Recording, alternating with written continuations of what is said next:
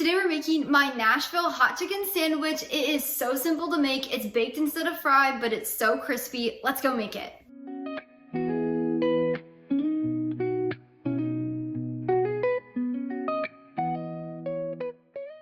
Now, my husband and I have lived in the Nashville area for about 4 years now, and we have had so much fried chicken. We attend the Nashville Fried Chicken Festival every 4th of July, and we have gone to a lot of the restaurants in the area. We love it so much, so I decided to make my own here at home. I've also made my Nashville hot chicken nuggets. Those are really great, but this is a sandwich version of those. The spice is similar to what you would find at Hattie-B's, which is our favorite hot chicken in the city. You can find my full written recipe linked down in the description below. Just click that link, it'll take you over to my blog, and you can print and save it at any time. Now, let's get started making these sandwiches. Now, to begin, you'll want to grab a sheet pan and cover it with parchment paper. I like to do unbleached. And then you're gonna want to preheat your oven to 425 degrees Fahrenheit before we get started dredging the chicken. You'll need 1 large boneless, skinless chicken breast or 2 small. If you're using 1 large, you're gonna want to cut it in half horizontally. So take the chicken breast, lay it flat, slice it horizontally, and then slice it all the way through so you have 2 thin chicken breasts. That's what we have here. And then you're gonna set that aside. Now we're gonna prep our dredging or breading bowls. So we have all-purpose flour, buttermilk, or any milk that you have on hand, and then breadcrumbs. Now I like to use a homemade sourdough breadcrumb. I'll leave that recipe linked down in the description below. You can use that for any kind of bread. And then we're gonna season these. So we're gonna first start with half of a teaspoon of sea salt in the flour, and then 1/4 of a teaspoon of ground black pepper in the flour, 1/4 of a teaspoon of sea salt in the milk, 1/8 of a teaspoon of ground black pepper in the milk, and then finally 1/4 of a teaspoon of sea salt in the breadcrumbs, and 1/8 of a teaspoon of ground black pepper in the breadcrumbs. And then you're just gonna want to stir these around to mix them. You could use a spoon. I just use the back of the measuring spoon just so I don't have to get out another dish. So just gonna mix that together, and then I'll do that for the breadcrumbs, and then we'll mix in the milk. Now we are ready to start dredging. So you're gonna grab 1 piece of the chicken breast or 1 chicken breast. So this is half of a large one. And we're going to dip it in the flour and fully coat it. And then we're gonna shake off the excess. We're gonna put it in the milk mixture. Now I like to use the other hand. You could also use different tongs. Just do 1 for the wet and 1 for the dry. And then we're just gonna let that drip off. And then we're gonna place it into the breadcrumb mixture. And I'm gonna use my dry hand for that. And then you're just gonna want to completely coat this. I like to pack the breadcrumbs down onto the chicken. It just helps them stick a little bit better. And if you have bare spots, just dip it back in the milk and keep going. And then once you have your chicken breaded, you're gonna place it on the sheet pan. And then we're just gonna repeat with this second one.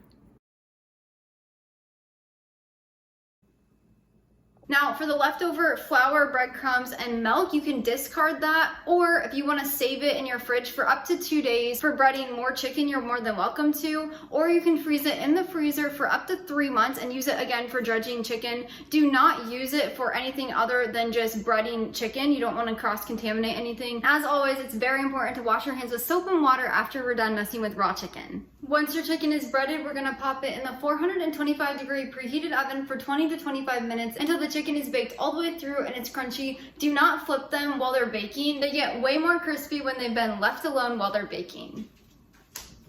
Next, we're gonna make our hot chicken seasoning. So this is a seasoning mix with a little bit of oil, not a sauce. So we're gonna need 4 tablespoons of avocado oil. I really don't recommend any other kind of oil. I really do recommend the avocado, and I like to get a pure one. So I use the Chosen avocado brand, or the Chosen Foods brand avocado oil.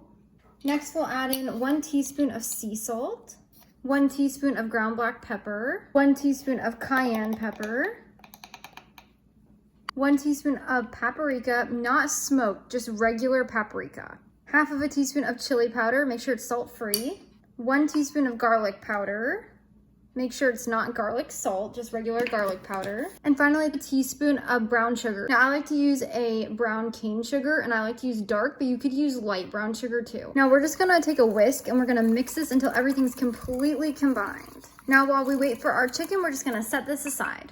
Also, while we're waiting for our chicken to bake, you can grab 4 slices of bread. So I would do a sandwich bread. Now, I always like to do a homemade sourdough sandwich bread for this recipe. We don't really buy bread at the grocery store, so I always do homemade, and I'll leave my recipe link down in the description below. Also, if desired, you want to grab some pickles. You can do dill pickles. I like to do organic bread and butter pickles. You can do any of them, but authentically, a Nashville hot chicken sandwich is served with dill pickle chips. Now with your bread, you can either leave it plain like this, or you can put it in a toaster oven or your regular oven and just get it kind of crunchy. You're welcome to add a little butter on there before you do that, or you can just toast it without anything on it, and that gives the bread a little bit of a crunch, but I'm using just the regular bread, no toasting at all. When your chicken comes out of the oven, it should look just like this and be baked all the way through. Now, once your chicken is baked, you're gonna grab your spice blend, and we're gonna just mix this up so the oil and the spices are completely combined. And then what we're gonna do, we're going to just drizzle this over the top, and then we're gonna flip it. You could also submerge this completely in there, but this is what I like to do. Now, if you want a mild spice, just do a slight drizzle. If you want a medium spice, just give it a good drizzle. And then if you want it the authentic hot way that we like to do, just split this in half and do half for this and half for this, and then that will give you a hot seasoning. But we're just going to flip this over, and then we're gonna do the same on the back.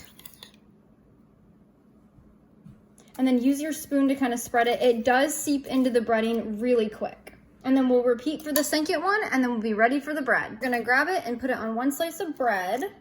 So just like that. And then you can add your pickles on top if you chose. And then we're just gonna add the second top. And that's how you make my Nashville hot chicken sandwiches. Thanks so much for joining me today in the kitchen. I hope you are enjoying these Nashville hot chicken sandwiches. They are a staple in our home. We absolutely love them. I love serving them with a side of mac and cheese. You could do a bacon and cheese grits. I'll leave all of our favorite side recipes linked down in the description below that are over on the blog. I also have a pesto mac and cheese that goes really, really well. If you'd like to check out another one of my Nashville hot chicken recipes, I'll leave my Nashville hot chicken nuggets here or here. They're also baked instead of fried, and they're so delicious. So definitely go check that one out. Until next time, go serve God by loving your family one recipe at a time.